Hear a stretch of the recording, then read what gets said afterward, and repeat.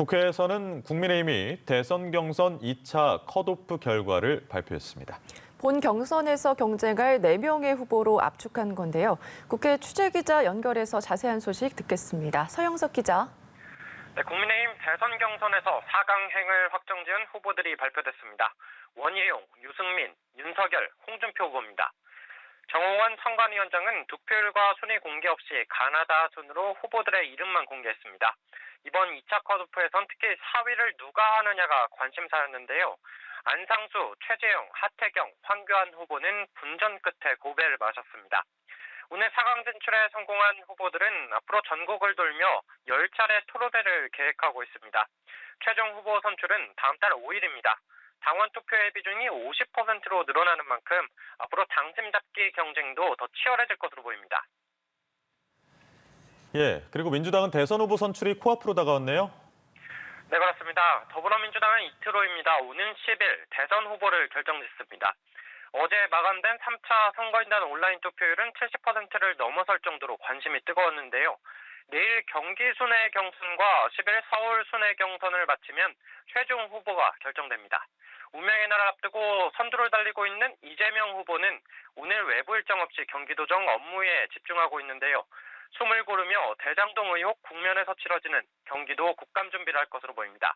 이낙연 후보는 오늘 오후 서울 상인연합회를 찾아 코로나19 장기화로 신음하는 소상공인과 자영업자를 위한 신산업 육성 방안을 발표할 예정입니다. 한편 이낙연 캠프의 공동선대위원장을 맡고 있는 서른 의원이 어제 대장동 의혹과 관련해 이재명 후보의 구속 가능성을 언급한 것을 두고 파장이 계속되고 있습니다. 이재명 캠프는 확실하다면 증거를 제시하라며 정치적 책임을 져야 할 것이라고 반박했고, 이낙연 캠프는 와전됐다며 진화에 나섰습니다. 네, 이번엔 국감이 한창인 국회 상황 알아보겠습니다. 오늘도 곳곳에서 대장동 의혹을 둘러싸고 여야가 공방을 벌이고 있다고요? 네, 아침 회의부터 여야는 국감에 앞서 전초전을 벌였습니다. 먼저 민주당은 국민의힘 김웅 의원과 제보자 조성은 씨의 녹취록 복원을 고리로 국민의힘 윤석열 후보를 둘러싼 고발 사주 의혹이 사실로 드러났다며 공세를 폈습니다. 김웅 의원은 오늘 조성은 씨가 통화한 사실이 기억나지 않는다며 녹취록 유출은 대장동 비리를 은폐하기 위한 공작이라고 주장했는데요. 국민의힘은 대장동 의혹 관련 국민들은 왜 민주당이 특검을 거부하는지 알고 있다며 국회 앞 천막 농성을 시작했습니다. 이러한 기류는 닷새째를 맞는 오늘 국감장에서도 이어지고 있습니다.